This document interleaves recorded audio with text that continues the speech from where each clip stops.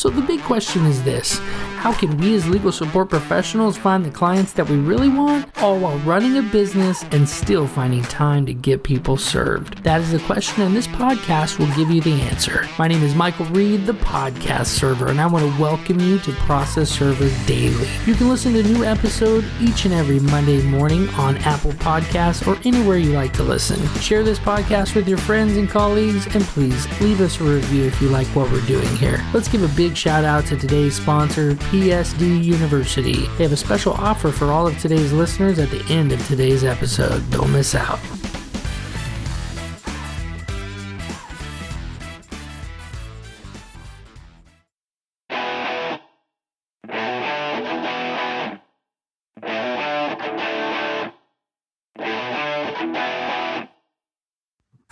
Server Nation, welcome back to the show. Our guest today is a seasoned investigator with over a decade of experience in the field of criminal and civil investigation. Oliver's career to date has seen him policing some of the most remote communities in Australia and some of the biggest cities. His resilience and tenacity to achieve the best for his victims and clients is without a doubt his biggest priority. Ollie Lawrence, welcome to the show.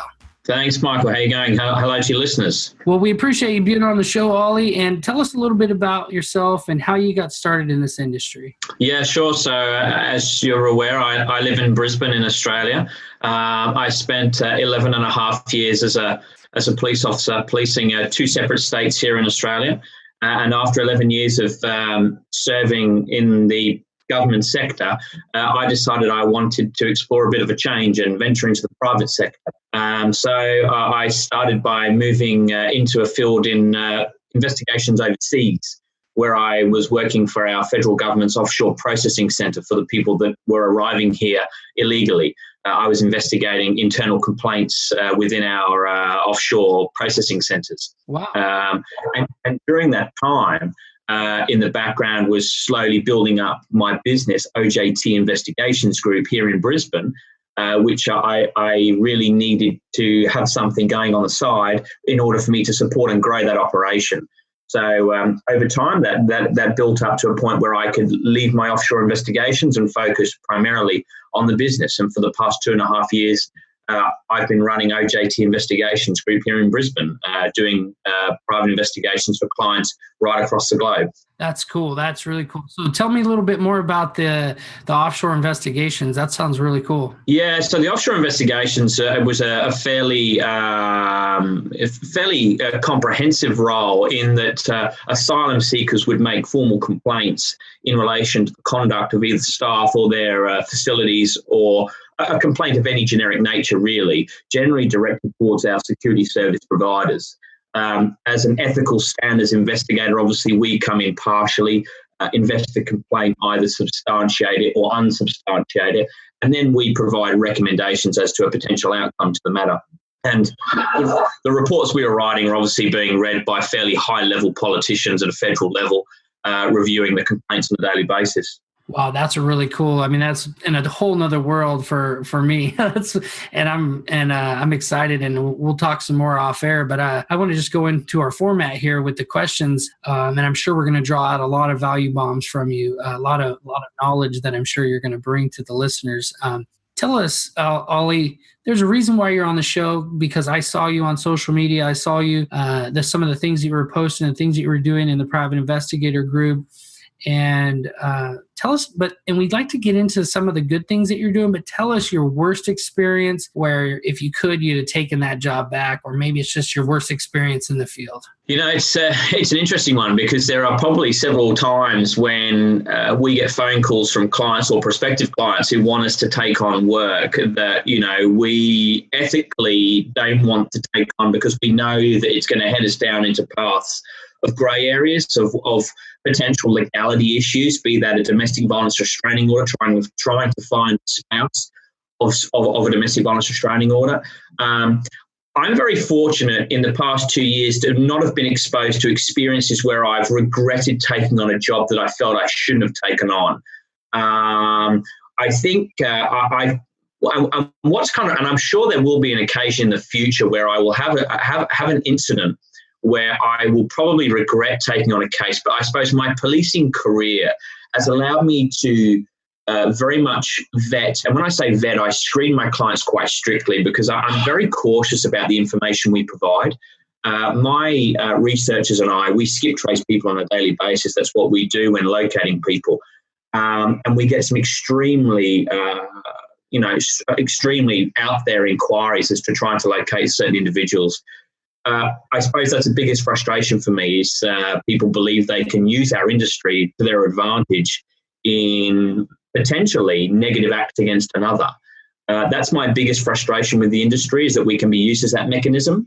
So I'm very cautious about that. And like I say, I screen my clients very strictly and make sure we adhere to the protections of the people that we're looking for, because I believe we have a role in ensuring their safety and security as well. Well, Ali, I'm glad you brought that up, because there's in California here and in the States, it's actually very hard to get access to the Department of Motor Vehicles information,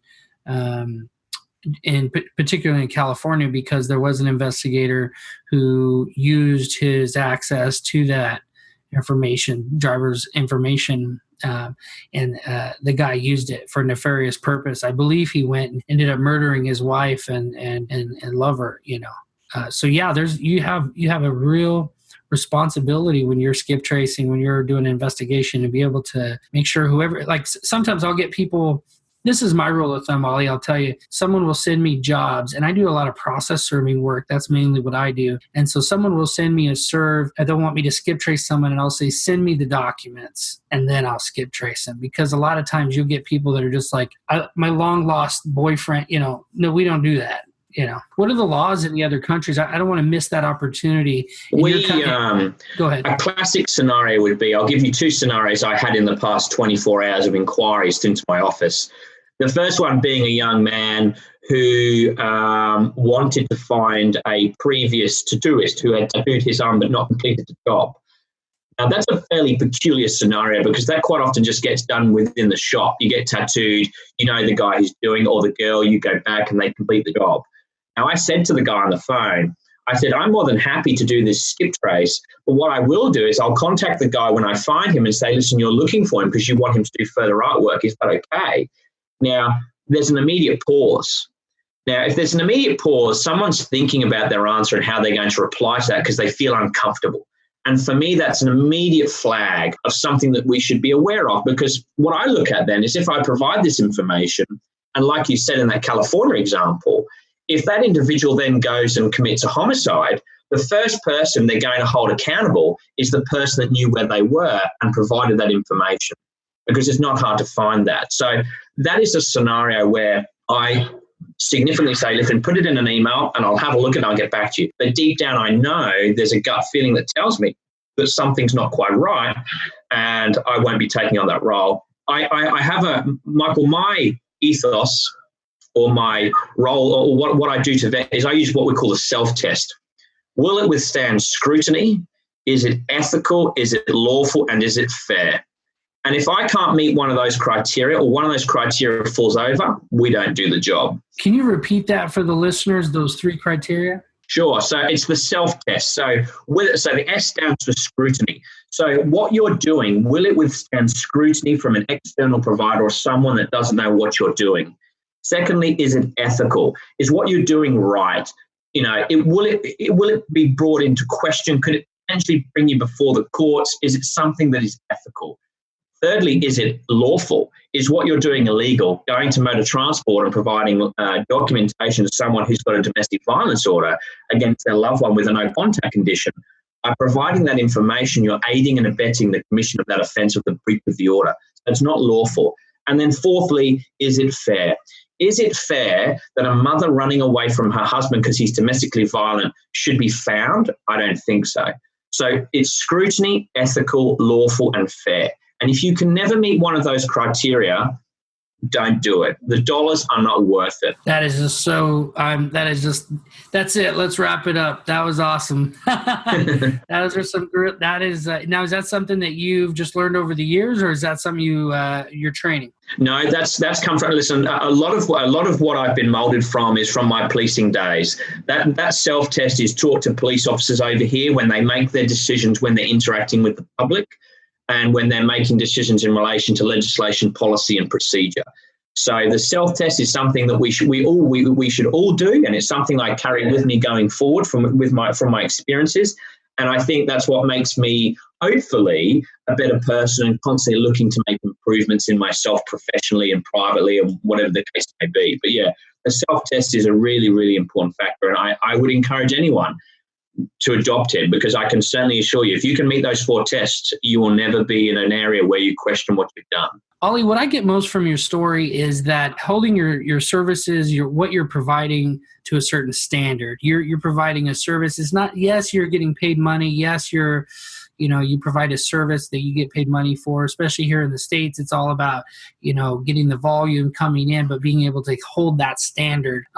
And so if you always go look to the standard first and providing an excessive amount of value, you're never going to have a problem with the amount of money coming in, because people recognize that value and it's reciprocal. It'll come back to you. No, I was just going to finish up by saying that I think clients and your customers and your customer base respect integrity, they respect ethics, and those that question your ethics and integrity because they want you to do something that they know they wouldn't be prepared to do is quite often a trait that you wouldn't want to be associated with. As a leader, I would never get my staff to go and do that, because at the end of the day, as leaders of businesses and as operations, we shouldn't be asking our staff to do things that we wouldn't ordinarily be prepared to do ourselves. That's right. So I think that's also vitally important. That's good. It's good, Ollie. So that's what I take most from your story. What do you want Server Nation to take from your story, from your experiences? I think, Server Nation, as process servers globally in America and Australia, Europe, wherever we may be, we all have the same role. We're all out there trying to do the same thing. I think it's important as process servers that we make sure what we're doing, we're productive. We're always looking for more work because we want to grow personal wealth. We want to be successful. We want to grow our organizations. But don't rush that process. Don't try and get to the letter Z before you've got through your A, B, C, and D, because there are steps to take. And those steps sometimes take a little bit longer. And sometimes you'll get pushback. Sometimes people say, no, I don't need your services. But keep trying, keep working, keep bucking at it, and you'll get there eventually and you'll be successful. That's great. Ollie, tell me about your greatest experience. What is like your biggest win that you've had in the industry? My biggest win to date, last year, my staff and I embarked on a 13-week operation investigating an extortion matter which came from the victim was in Hong Kong.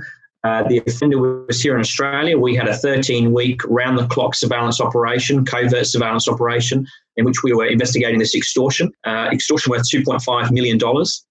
Some property had got into the hands of someone of our clients and was being extorted for that property. We were very successful in privately negotiating that matter. No money parted hands. We just investigated the matter so well in the background that we could criminally hold the individual responsible if we so wished to make a complaint to the police. We saved the client a phenomenal amount of money. It was a great result. And at the same token, we provided support to the offender post the operation, because I think it was, for us, we were dealing with a young, desperate man who'd found something he knew he could use to his own advantage. But what caused him to engage in that offending? So not only did we resolve the incident, post the operation, we supported him by providing him with some financial support to get him in the gym, get him back in routine, get him back employed, and get him back being a productive member of society. Coming from a policing background, I find sometimes that the courts are a bit of a revolving door. People sometimes can't get out of it. They go in, they come out, they go in, they come out, and they're forever in this cycle of the justice system. And I think it's important, if they don't have exposure to it and you think you can rehabilitate them, you do your utmost to do that. And that's what we did in that scenario. So not only did we win for the client, we also won for the offender, which I think is very rare. So for me, thus far, that is our biggest victory. That's really cool. And so you can't, I'm sure you can't go into the specifics of the case, but what was the offense that he had? So he was in possession of some material of our clients. He used the messenger service WhatsApp to communicate with the client these threats.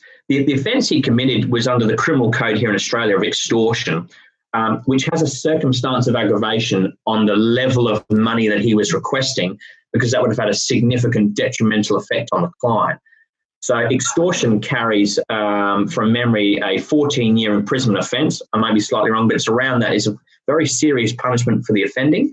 It was a fairly serious offence, and not one that he was aware of at the time of committing offending, because he was in this tunnel vision of just wanting this level of wealth and this money that he thought he might be able to get. But unfortunately for us, we were able to delay that for 13 weeks, and we had him under surveillance 24 hours a day, 7 days a week for 13 weeks. It's a massive operation. It was a good win. I got to tell you, those are the ones that make the Christmases for the next 10 years quite nice. Yeah, you could say that. Yeah, we like those ones. So tell me, Ollie, what are you working on right now that has you most excited? I've got a couple of really good projects going at the moment. One of those is a IT security project. We're working with a company here in Brisbane, and we do a lot of vulnerability testing on IT systems. Cybercrime and the IT side of things is a massive developing industry. And cybercrime and espionage right around the globe, be it the Chinese, the Russians, the Americans. I think we see it with Facebook and Cambridge Analytica. All those types of cybersecurity issues are really coming to the fore. And I think as part of our professional development as professionals in the security industry, process serving otherwise, we should be looking at those areas to see whether we can grow our businesses there. So I'm moving in that field, and we've got a really good project at the moment helping some clients out with their security, both physical and IT related. So that's a really exciting project for us. It's new ground, but it's ground that we're really owning and really taking on. I've got some great team support, guys and girls around me who are very, very knowledgeable.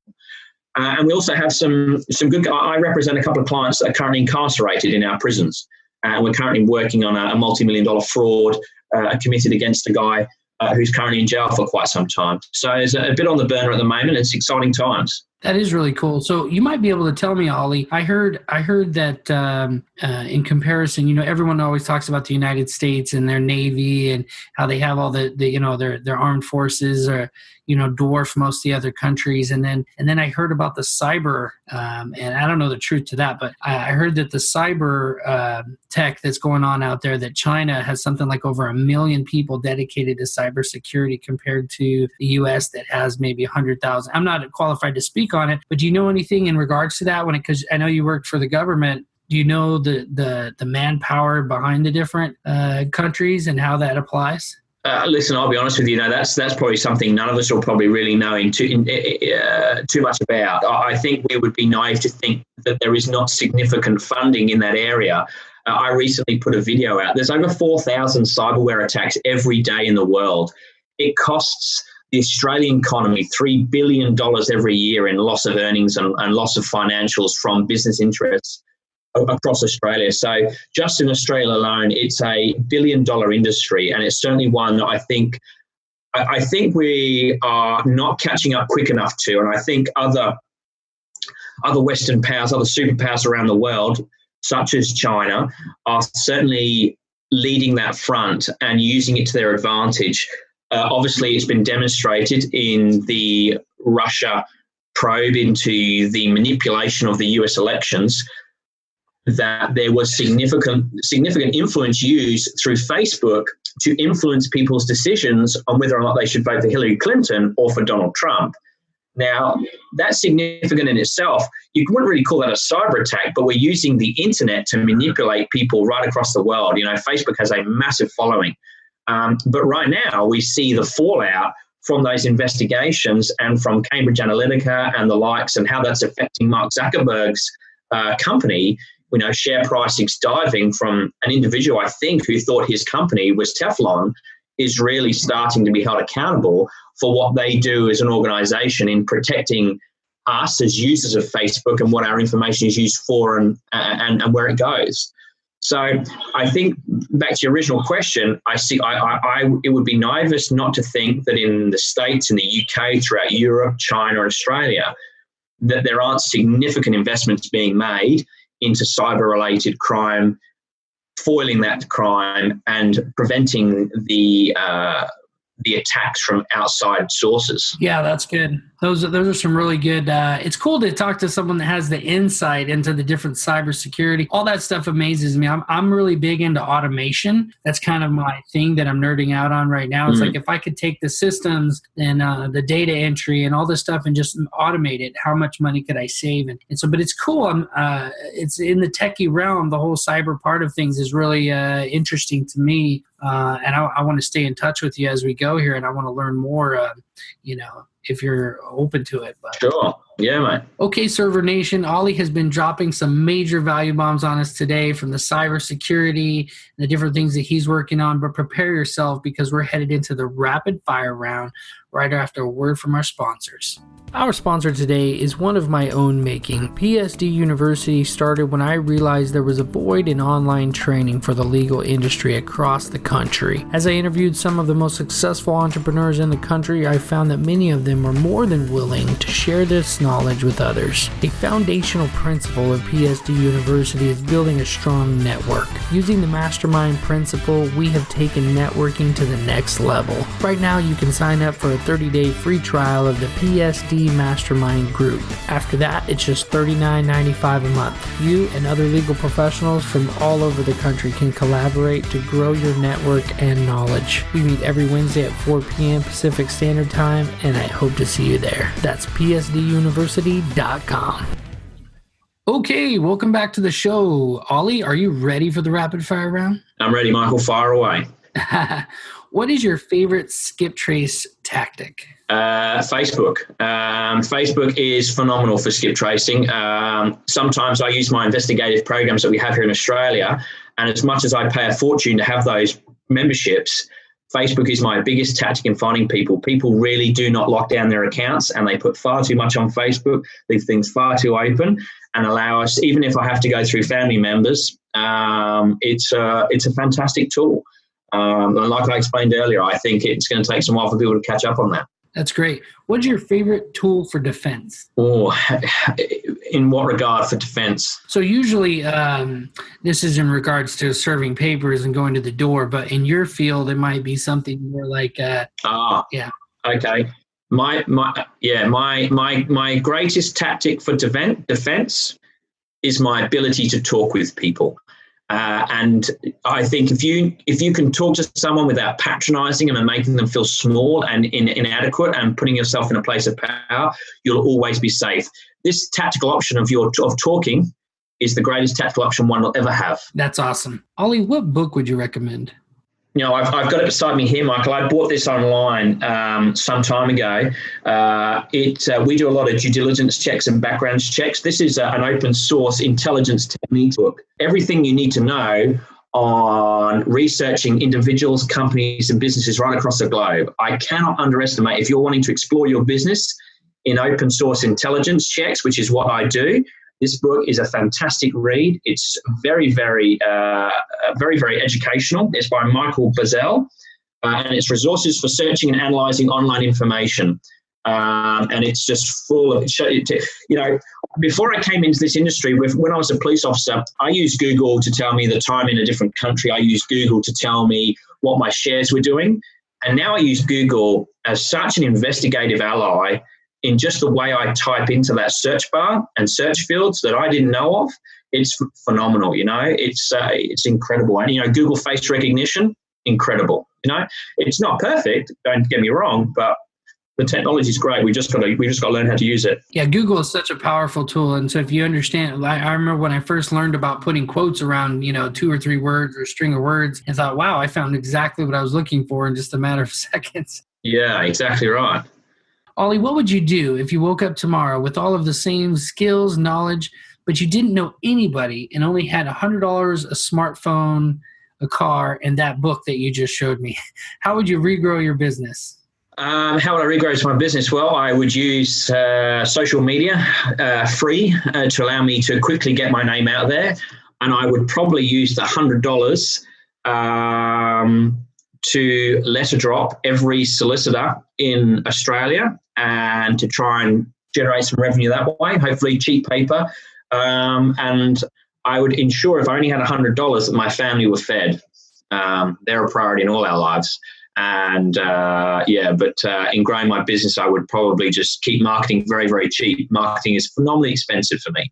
There would be marketing. That's awesome, Ollie. So tell me more about this. I know this is a cultural thing, so forgive me, but you said letter draw. Do you mean write a letter? Yes, I do a letter drop. So basically I would draft up a flyer or a letter to a solicitor, barrister, or an attorney, as I think as you call them over there. I would send them out. And that's what we do that. We send them out regularly to people offering our services. I have a concept here with my business. I do a no find, no fee. If I don't find someone, I don't charge them for it. That's quite a big draw card to people, because you can invest quite a bit of time in skip tracing.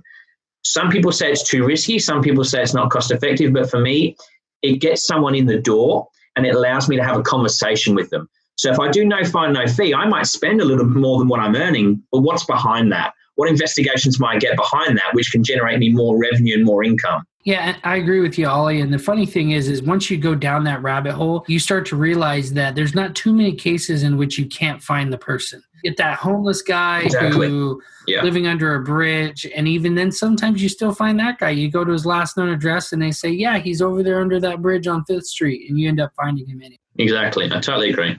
So, Ollie, what is the greatest advice you've ever received? The greatest advice I've ever received was from a superintendent when I was going through the police academy, who said, if you look good, you feel good, you'll be professional. So look good, feel good, be professional. And, I watched a video the other day. I'm quite big into these motivational videos that I see online. Some people say they're a little bit corny, but I think that there's, some of them are said by some great, great leaders within our world. Now, this was by the former United States Marine Corps colonel, I believe, and I'll get his name in a second. But one of the many things you have to do in the morning when you get up is you make your bed. Because if you make your bed and if you go out and you have a really, really bad day, you'll come home, your bed will be made, and you know that you can get in that made bed and tomorrow is a new day. Getting the small things right leads, and completing that first task leads to another task getting completed, to a series of tasks being completed. So I think it's really important that we work on the small things in our private lives, which then automatically affect our professional lives and how we operate on a daily basis. Yeah, it's a part of my faith where we say, I think that's spot on, Ollie. We say through small and simple things are great things are brought to pass. And, I think that is so powerful in so many aspects of our life, whether it's our relationships or, as a father, in our business, even more so. So, well, Ollie, this has been great. What is your parting piece of advice for Server Nation? My parting piece of advice to anyone out there, either wanting to get into the industry, is in the industry, or is going quite well. Sometimes you can get stuck in a bit of a rut and just be living and working for the sake of earning and not finding. You got to make sure what you're doing is fulfilling. And if it's not fulfilling you and you're not enjoying it, you're not doing it well. So I always look for greater opportunities outside of what you're doing within your industry. Try and look at different areas that you don't know too much about, so you can constantly learn and evolve with your business. And I think it's important to always keep your marketing fresh and never stop learning.